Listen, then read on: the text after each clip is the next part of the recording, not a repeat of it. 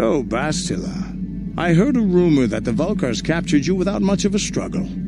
It must be embarrassing to be bested by a handful of street thugs. There were extenuating circumstances, and I can assure you, it took far more than a handful of Vulkars to subdue me.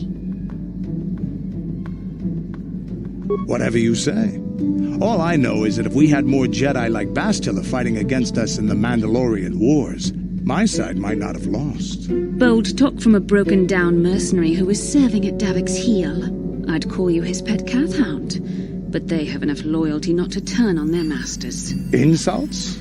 Maybe if your master had trained your lightsaber to be as quick as your tongue, you could have escaped those Vulkars, you spoiled little Jedi princess. I was not spoiled.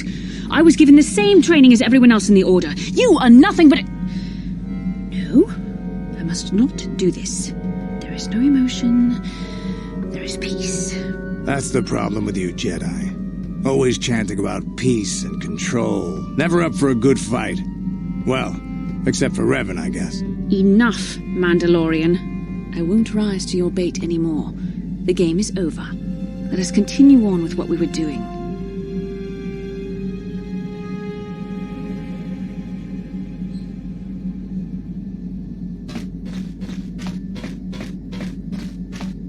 Huh?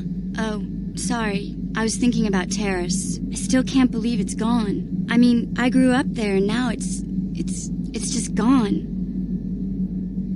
Yeah, I know. The Jedi got rid of Revan, so I figure Malik's days are numbered too. But that doesn't make the pain go away, you know? Look, I'm not saying I can't go on or anything like that. It's a shock, you know? I mean, I knew the Sith were evil and all, but the reality of it kind of slaps you in the face. But I suppose that's why we need to stop Malik, right? The more time I spend dwelling on Terrace, the more chance some other planet will get wiped out. I guess that's what it comes down to. So don't worry about me. I'll be okay. And if you need my help against Malik or the Sith, I'll be there for you. Hey there, what can I do for you? I'm sorry for the way I acted before. It's just that when it comes to Lena, I tend to get a little worked up. My brother and me had a good thing going. Sure, Griff had his run-ins with the law on Terrace, but we got by okay, until Lena came and ruined everything. She was a dancer at the cantina where my brother used to go play Pazik. Griff could be a real smooth talker, and it wasn't long before the two of them were dating. But Lena was used to dating rich Teresian nobles, guys with mountains of credits. Griff could never give her the lifestyle she was used to, no matter how hard he worked. I thought Lena would brush Griff off when she saw how poor he was, but for some reason, she stuck around. I guess she saw the potential for a big payday down the road. After they'd been together for a few months, Griff told me he was leaving Terrace. He and Lena were going to try and make their fortune off-world. He promised as soon as he made enough credits he'd come back and get me, and we'd all live like royalty. That was 2 years ago. I haven't seen him since. I don't even know where he went. Oh, I know what happened. As soon as she got him off Taurus, Lena sunk her claws into Griff butt good. She twisted him around her little finger and made him forget all about me. I know I'll probably never see Griff again. But part of the reason I came with you was the hope that I could find out what happened to my brother. Don't worry. I won't let the search for Griff get in the way of what we're doing. Let's just get back to the task at hand. Is there anything else I can help you with? Okay, have it your way.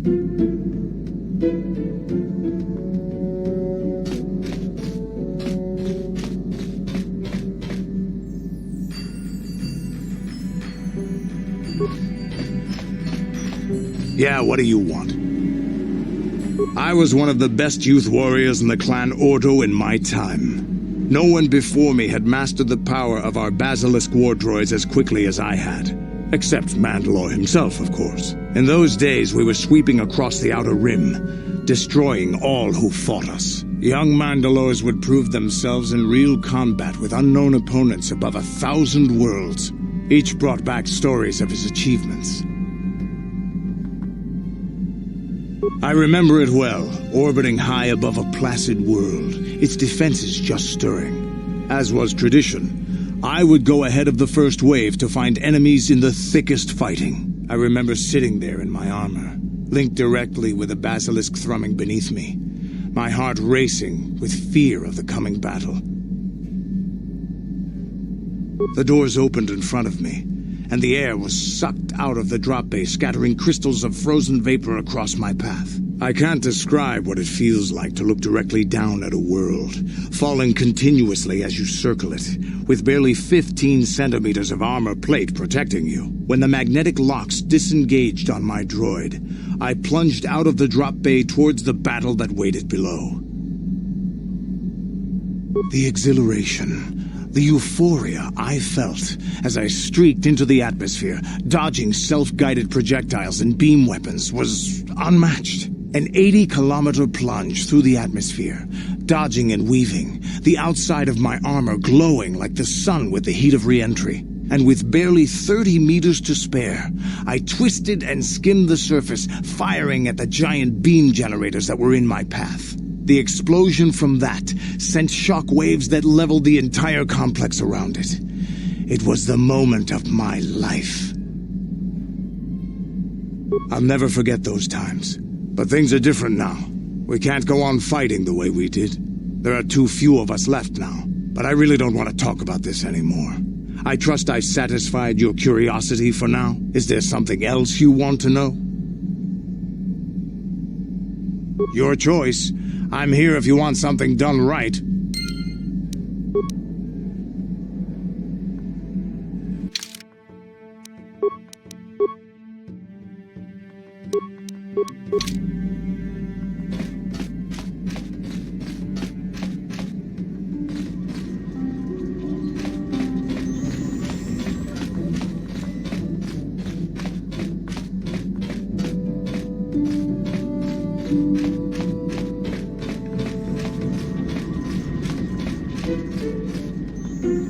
I feel I must apologize for the way I acted towards you before, in the Grove. It was wrong of me. I am sorry for attacking you. I am sorry for thinking you would only try to kill me. I hope that by helping you in your task, I may redeem myself in your eyes, and in my own. Thank you. It is most reassuring to know that you can forgive me, even though I tried to take your life. I can only hope that, in our time journeying together, I will succeed. How may I be of assistance to you, Padawan?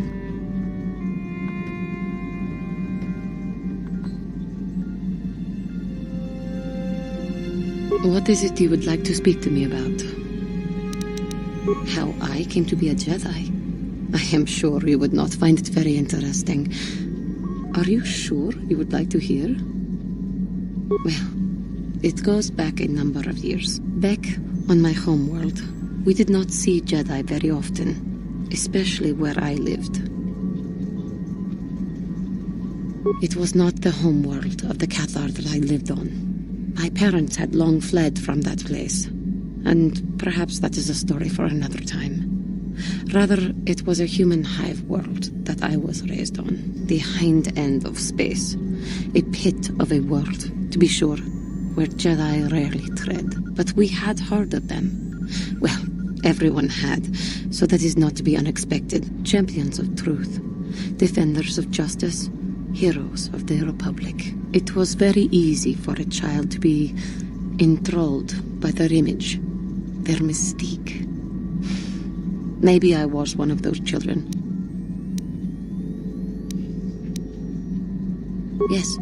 Yes, I did. When I saw a Jedi for the first time, they lived up to everything my imagination had created them to be. I was awed, and maybe a little enamored. They were quite striking, especially the tales of their leader. From that moment on, I knew that I would have to try to become a Jedi.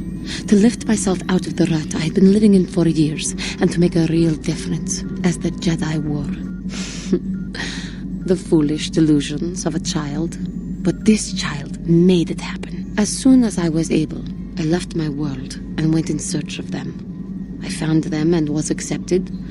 I had been living my dream on Dantooine for several years before you came, although perhaps I was not entirely ready for it. or not completely suited to the task. Otherwise, I would not have fallen. But thanks to you, I have been redeemed. Perhaps I may yet live to see that dream of mine come true. Come, there is much we should do. Let us not waste time talking. Action is what is needed. How may I be of assistance to you, Padawan? What is it you would like to speak to me about? I thank you for your concern, but I am still a bit shaken. I have been thinking about myself, about KoTOR, and about my fall to the dark side. I keep thinking that it was my anger that drove me that far, that nearly damned me. I look inside myself now and I can still see it. I still feel it. More time would do me good. Time to distance myself from that anger. I think that is why the council agreed to send me with you. They think, perhaps, that in your company, I will be able to free myself from it. I thank you for your concern and your acceptance. I will strive to prove that I am worthy of your company and trust. How may I be of assistance to you, Padawan? What is it you would like to speak to me about?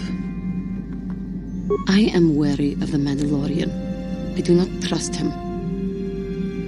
I have never trusted Mandalorians. They drove my parents from KoTOR, aided the Sith, and attacked the Republic. Their warped notions of honor may provoke them to do even more heinous acts. I do not know why you tolerate his presence on your ship. In truth, he has had some merit so far, but I am not certain it is worth the risk you take. His kind may prove to be a danger to the galaxy again, but this man himself has proven acceptable so far. Merely keep your distance from him and watch him, so that he does not betray us.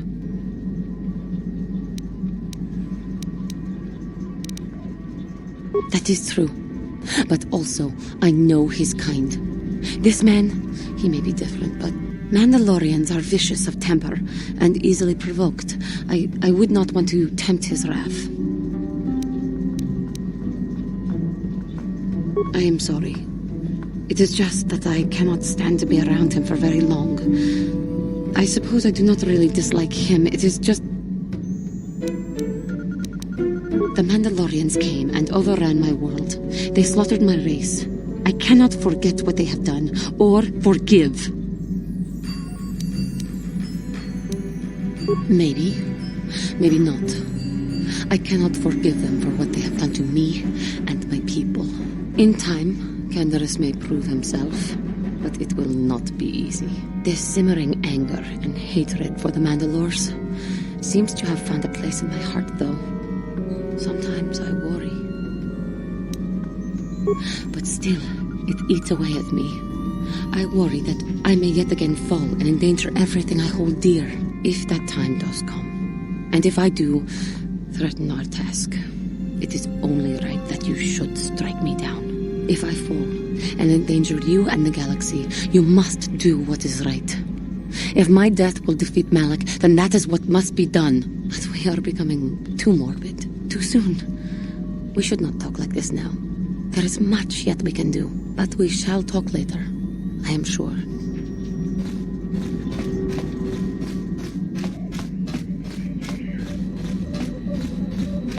Yes, what's on your mind? You got it. How can I help? I do? How did you know? A Kinrath pup. It most certainly is not. I am a Jedi, remember? I have far too much mental discipline to reveal what goes on inside my mind with such obvious physical clues. My thoughts remain hidden, including whatever my feelings are for you. I mean, whatever I feel... whatever I think about you. That is you. Why must you be so impossibly infuriating? You know very well what I am really talking about. I am referring to the bond between us, the one the Jedi Council spoke of. Our connection allows us glimpses into each other's mind. We can feel some of what the other feels, and what I feel within you troubles me. A Padawan must receive considerable training. They must learn to control their emotions and darker impulses. Often it takes years before using the Force can be considered safe. The fact that you are so strong in the Force and have had such relatively little training could have terrible consequences. For you, and for everyone around you. I don't think there's much you can do. If things were different, I would recommend several years of training under one of the Jedi Masters. But I fear that won't be possible. Thankfully, you've exhibited a degree of compassion and self-control up to this point. I sincerely hope you can maintain these traits in the future. We must all resist the influence of the dark side. It's everything we are fighting against. This is doubly important for you, with your natural affinity for the Force. I'm sorry if I come across as harsh, but I am concerned for you, for our mission, and for myself as well. Our destinies are intertwined. Everything one of us does will have consequences for the other. Any reckless behavior on your part is likely to affect me as well. Yes, that is true. I will do my best to guide you, but I am no master. Not yet. And there are times when I find the sheer strength of your power almost overwhelming. Your power could be a gift or a curse. When you need guidance or advice or support, I will do my best to help you stay on the path of the light. I only hope I have the wisdom to help you through the dark times. But for now, we should return to our mission. How can I help? Then I suggest we move on.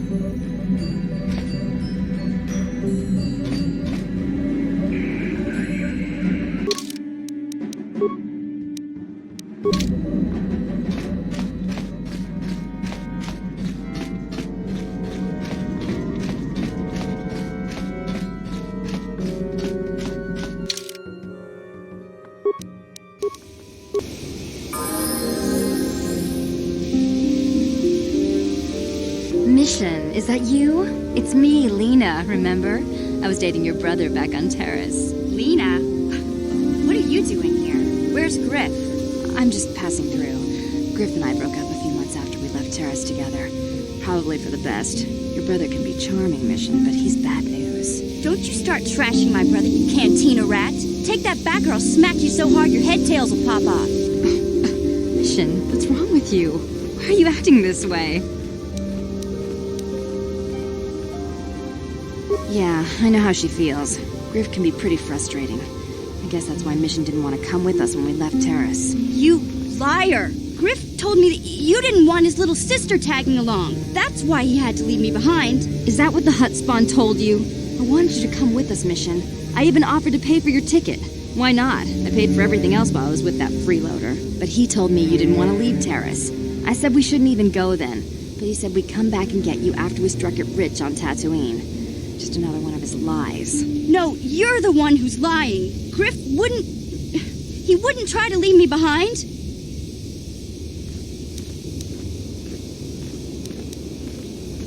Think about it. If Griff wasn't trying to ditch you, Mission, then why didn't he tell you where we were going? After we left Terrace, he told me looking after you was holding him back. Griff's always looking to blame other people for his own problems. That's why he abandoned you. He did the same thing to me, too. As soon as I ran out of money, he started blaming me for all of his problems. Like it's my fault his get-rich-quick schemes never work out. You damn well know it. He's nothing but a sleazy scam artist. If Mission knew it was good for her, she'd forget he ever existed. But Griff is my brother. I just can't pretend he doesn't exist. If he was here to defend himself, Lena wouldn't be saying all this bad stuff about him. Hey, if you want to talk to Griff, go ahead. Last I heard, he was going to make a fortune working the Zerka Corp mines on Tatooine. But as far as I'm concerned, he's out of my life forever. Griff's better off without you anyway, you table-dancing, brother-stealing home wrecker. I guess that's my cue to leave then. I didn't mean to upset you, Mission. But one day you'll see I'm right about your brother. I only hope it's not too late by then. Hey there, what can I do for you? Don't tell me you believe Lena's lies. Griff might be working as a miner on Tatooine, but the rest of her story is Bantha Poodoo. You can't trust someone like her. At least Griff's free of her clutches. I'd like to go speak to the Zerka Corp rep on Tatooine if we have time. Maybe I can arrange to see my brother again. I just hope he's not in any kind of trouble when we do.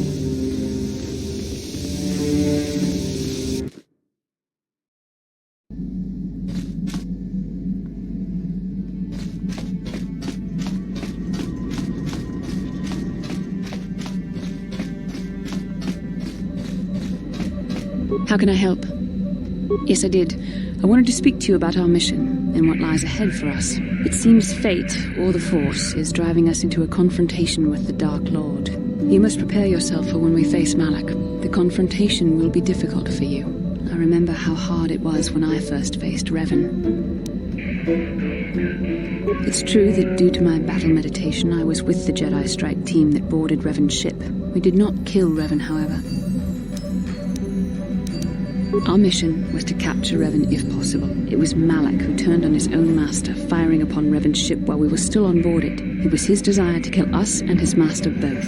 Thankfully, we narrowly escaped the vessel as it exploded. True, I suppose, and yet the outcome of that battle was unexpected. To all of us, Revan's end was unforeseen. As I said, we were there to capture Revan alive. The Jedi do not believe in killing their prisoners. No one deserves execution, no matter what their crimes. Remember that Revan and Malak were once great Jedi, heroes in every sense of the word. They demonstrate the danger of the dark side to us all. I'm sorry, we really shouldn't speak of this anymore. The memory of my confrontation with Revan is painful. Let's return to the mission, please.